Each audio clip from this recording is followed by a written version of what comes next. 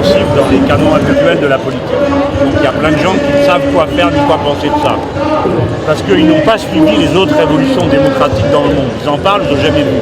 Par exemple, ils disent les indignados, sauf que personne n'est jamais appelé indignados à Puerta del Sol et personne de ceux qui en parlent n'y ont été. Donc, je prends l'exemple de l'Espagne parce que c'est le plus connu. Mais avant ça, il y avait eu la Tunisie, la place Tahir, et puis dans toute l'Amérique latine. C'est des phénomènes très équivalents. C'est-à-dire que la société arrive à un moment donné à un point que moi j'ai appelé le point qu'ils s'en aillent tous. C'est-à-dire les gens n'ont plus confiance en rien ni en personne. Et alors, ce serait une situation très révolutionnaire en fait, ou très insurrectionnelle? Oui, c'est très. Quand on dit prêt, ça donne l'idée que c'est le jour avant ou le jour à. Non, c'est une situation. Comme tu dirais sur un tas de sable, tu as un état surcritique. Quand tu le vois gonfler en haut, tu dis oh, il va y avoir une avalanche, je ne sais pas quand, ni de quelle ampleur, mais elle aura lieu. Puis d'autres fois, il y a un creux. Alors on dit bah là, c'est tranquille. Là, l'état est surcritique. La société française, elle est dans le pire état pour un gouvernement, pour quelque gouvernement que ce soit. Les gens ne croient plus à rien. Ni à personne, ni journaliste, ni juge, ni policier, ni homme politique, ni institution, rien. Le fond d'eux-mêmes, ils disent tout ça, c'est des bons à rien. Donc à un moment donné, ça cristallise. On ne sait pas sur quoi. J'appelle ça l'événement fortuit. Et vous faites comment du coup pour redonner cette confiance? Si les gens ne croient plus en rien, vous faites comment? Parce que parler philo comme ça dans la rue un 1er mai, c'est pas à la portée de tout le monde. Ça touche pas le plus grand nombre, si on peut se permettre de s'exprimer. D'accord, mais alors qu'est-ce que vous me recommandez de faire? D'aller à la télévision et de parler du matin au soir? Mais si, il faut avoir confiance dans les petites choses. Parce que, alors sinon c'est, ouais, alors si ça marche pas du premier coup et que tout le monde m'a entendu, alors je vais bouder à la maison. Ça, c'est des trucs d'enfants gâtés. La lutte, elle est opiniâtre. Celle du 1er mai, ça fait 130 ans que ça dure. Normalement, là, on devrait être chez nous en train de pleurer en se disant, putain, ça fait 130 ans, mais on n'y est pas arrivé. Eh bien, si on continue. Donc, là, je suis dans la manif. La manif, c'est celle des syndicats.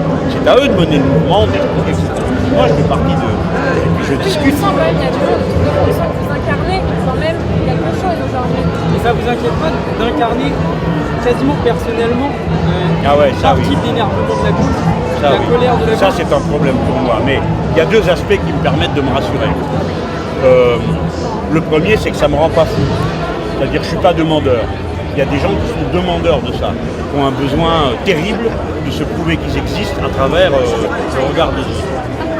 Moi, ce n'est pas mon rapport. Mon rapport est plus intellectuel. La deuxième chose que je sais, c'est que tous les groupes humains incarnent leurs attentes. Dans tous les groupes, il y a une femme, un homme, les autres le poussent, ils marchent devant. Et la dignité, le courage, c'est d'assumer ça. C'est pas dire non, c'est pas moi, c'est on, nous, le parti, l'église. Alors l'idée, ce serait de l'assumer. Il faut être capable de l'assumer avec ce qu'on en attend. Moi, on n'attend pas de moi que je sais pas quel miracle. Moi, je dois ouvrir des portes. C'est pour ça que j'aime bien cette image. Mes copains m'engueulent. Ils me disent, faut pas dire ça, c'est pas bon. Parce que j'ai dit, moi, je convoquerai une assemblée constituante, vous voterez une constitution, et après, je rentre chez moi. On m'a dit, faut pas dire ça. C'est consultatif, en fait. Non, il y a des étapes à franchir. D'abord, il faut gagner une élection pour changer la Constitution. Ensuite, il faut que le peuple s'en mêle. Là, c'est une affaire de manière de conduire la lutte politique. Et après, le peuple décide. C'est long, des fois. Et le peuple a commencé à la rédiger un peu, la Constitution. Ça, c'est oui, parce que c'est un apprentissage. Vous allez encore me dire, c'est pas tout le monde. C'est déjà ça. Il y en a une poignée, ils ne se connaissaient pas avant. Ils n'en avaient jamais entendu parler avant. Et ils se disent, on va écrire une constitution. Il va le répéter au voisin, au cousin, à l'ami, à sa sœur, à son frère. Et c'est comme ça que les idées finissent par exemple, l'idée d'égalité, elle ne tient pas debout, vous le savez bien. Il y a des petits et des grands, des intelligents et des cons, des riches et des pauvres, des hommes et des femmes, déjà, tu vois, c'est différent. Donc qu'est-ce que c'est cette histoire? Pendant 2 siècles, on nous a dit, n'importe quel régime politique basé sur l'idée d'égalité sera un régime de violence, parce qu'il sera contre la nature. C'est désespérant, ça a pris 2 siècles pour que plus personne puisse discuter le fait que nous sommes égaux. Parce qu'il n'y a qu'un seul écosystème dans lequel on peut vivre. Sur le 1er mai, vous l'avez dit tout à l'heure, ça fait 130 ans que ça évolue. Les 8 heures de loisirs, 8 heures de travail, 8 heures de sommeil. Qui vit comme ça aujourd'hui? Je sais pas. Moi j'aimerais. Et alors? Vous pensez qu'il vaut mieux travailler pendant 15 ou 20 heures? C'est ça l'enjeu, madame. c'est pas ma liberté. Je me rappelle pourquoi je vous reprends comme ça, parce que quand on a eu le débat sur les 35 heures, donc j'étais socialiste à l'époque. Alors il y avait des gens qui disaient oui mais 35 heures mais laisse annualiser, merde, chacun mène sa vie. Je dis, non, chacun mène pas sa vie, c'est pas vrai. Je connais pas une boîte où tu arrives en disant bon patron, alors moi le lundi je bosse de telle heure à telle heure, le mardi, ça n'existe pas. C'est t'acceptes le cadre. Donc on a intérêt, la loi. Mais oui, protège. Comment vous faites avec ça et cette volonté qui est aussi une volonté populaire finalement? Bien sûr, il faut d'abord que les gens aient une bonne paye. Moi je connais pas de gens qui disent j'ai envie de me crever. Ça n'existe pas. Hein. Donc il faut une bonne paye. Ça c'est la première. Puis la deuxième chose, c'est que, pardon je vais développer, mais c'est pas chacun qui le sent dans l'idéal de société. Parce que je peux dire tout le monde a envie d'argent, il y a une banque, je vais me servir. Il y a une boulangerie, je prends les gâteaux, j'aime les gâteaux. Ça peut pas être ça. On est tous obligés d'en passer par des règles. Il n'y a que les fous qui croient qu'on peut vivre dans un monde sans règles. Il n'a pas son bac, il est au chômage. Il y a un Macron qui lui propose du Uber à 12 heures par jour, 6 € de l'heure, tous les jours. Et il y a un Mélenchon qui lui dit il va falloir construire, il va falloir un courage, tu tombes, il va falloir construire, tu laisses pas faire. Le jeune, il a raison. Je ne comprends pas la question. J'ai compris, non mais non, ce que vous dites, oui. Gagner de l'argent rapidement. Attends, d'abord, moi je ne fais de leçons à personne. Je les trouve dans les... Et voilà pourquoi je vais répondre comme ça. Le gars ou la fille qui veut survivre, je ne vais pas aller lui donner la leçon. Je ne vais pas. Survis mon garçon, vas-y, bats-toi, bosse. Et moi je ne suis pas responsable de sa vie à lui. En tant qu'élu, je vais être responsable de tout le monde. Et donc, moi je vais créer des conditions pour qu'il ne soit plus obligé de gagner sa vie comme ça. Vous voyez, on va créer du boulot. On va dire quelqu'un qui n'a pas une formation suffisante, ça ne nous va pas à nous, pas à lui, à nous. Nous, on a besoin de gens qualifiés pour faire tout ce qu'il y a à faire. Et on ne va pas dire aux gens, ah, t'es trop belle, je vais te qualifier. On va dire, écoute, on a ce boulot-là, si tu ne sais pas le faire, faut que tu apprennes dans ton doigt. T'es capable ou non? Oui, t'es capable, allez, vas-y. C'est comme ça qu'on va prendre le problème. Par l'enthousiasme et les lignes d'horizon. Mais pas être là, à croupir dans notre... D'abord, c'est un modèle de consommation, l'ubérisation. Vous savez bien, petit à petit, tout va être ubérisé. Qu'est-ce qu'on va y gagner? Quelle va être la vie la plus suave, la plus... Par exemple, l'ouverture des magasins le dimanche. J'ai plein de potes qui me disent « Ah, tu me saoules avec ça.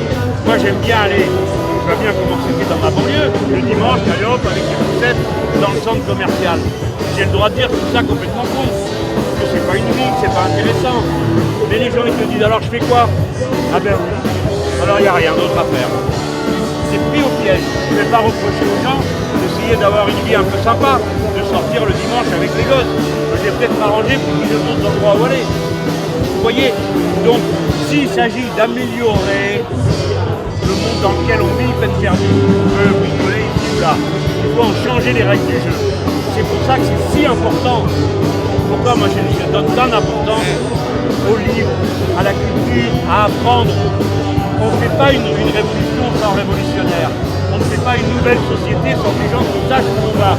Parce que si vous croyez qu'ils vont nous laisser faire, c'est pas les pauvres gens qui vont être le problème. Hein. Le problème, c'est les autres, à qui on va enlever leur énorme part du gâteau. Alors ceux-là, ils se défendent dans tous les pays du monde. Hein. Voilà. Et pourquoi on s'est mis à parler de ça? C'est vital. Écoutez, moi je vais vous dire, le plus longtemps, c'est le mieux. Après, évidemment, on ne va pas à l'école de la même manière à tous les âges. Mais déjà, on commence par regarder ce qu'est la scolarité des jeunes Français. Les petits bourgeois qui décident, ils ne savent pas que la moitié de la jeunesse française, la moitié, est dans la filière technologique ou professionnelle.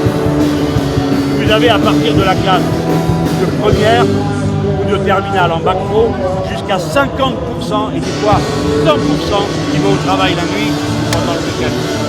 C'est ça la condition des jeunes qui étudient. Donc il faut qu'ils puissent étudier. Ils ont 18, 19, 20 ans. Bon, des fois ils ont des enfants. Alors qu'est-ce qu'on va leur dire? Vous avez tort, pas faire d'enfants si jeunes. C'est grotesque. Donc comment nous on prend ça en charge? Et pourquoi c'est fondamental? Écoutez-moi. La moitié de la population du monde, on n'a jamais été aussi nombreux, hein, la moitié a moins de 25 ans. Un tiers a moins de 15 ans. Ça veut dire que les fonctions de transmission du savoir, elles sont essentielles. Sinon, tout ça, ça s'effondre dans la barbarie en même pas 2 ou 3 ans. C'est fini. Si vous ne savez plus allumer la lumière, bref. C'est le point de départ de la fonction humaine, c'est apprendre. Tu ouvres les yeux, où est le sang de ta mère? Première question. Et tu le trouves. Bon, là, il y a l'instinct qui joue. Et après, comme ça, tout le temps, on apprend. Ceux qui arrêtent d'apprendre, en général, c'est fini. Donc, la scolarité, le plus longtemps possible, mais dans des conditions dignes, où tu peux vivre, où tu peux avoir une vie d'homme, de femme. Et après, quand tu sors, apporte ta contribution, tout ce que tu sais faire. On va manquer de bras dans ce pays, peut-être, hein, parce que pour faire tout ce que moi je propose qu'on fasse, il y a beaucoup du monde. Et c'est pour ça que les travailleurs sans papier, par exemple, tout à l'heure, vous leur avez donné une parole. Mais oui, mais quelle raison on a de les traiter comme ça? Quelle raison? Ils font le boulot, oui ou non? Oui, le patron les garde, donc ils le font bien, on est d'accord? Ils payent la sécu, ils payent les impôts, ils s'occupent de leur famille, c'est quoi le problème alors? Qu'est-ce qu'on leur veut à ces gens-là? Pourquoi on les martyrise? Pourquoi on les traite comme ça? Et vous avez vu cet homme comme il parle bien, mieux que pas mal de ceux qui donnent des ordres. Bon français, il a les idées claires, il relie les faits les uns aux autres. Non, ils sont magnifiques, on a intérêt à les garder, hein. Je dois dire en plus. Moi j'ai toujours ça, hein. On les garde. Ils savent bosser, on les garde. Il me semble que ça devrait être ça, le réflexe. Et pas de dire, toi t'as une drôle de couleur de peau, toi t'as une drôle de tête, c'est quoi ta religion? Qu'est-ce que ça a à voir avec le fait de conduire un train là? Hein? Bon, ça y est, on a fait?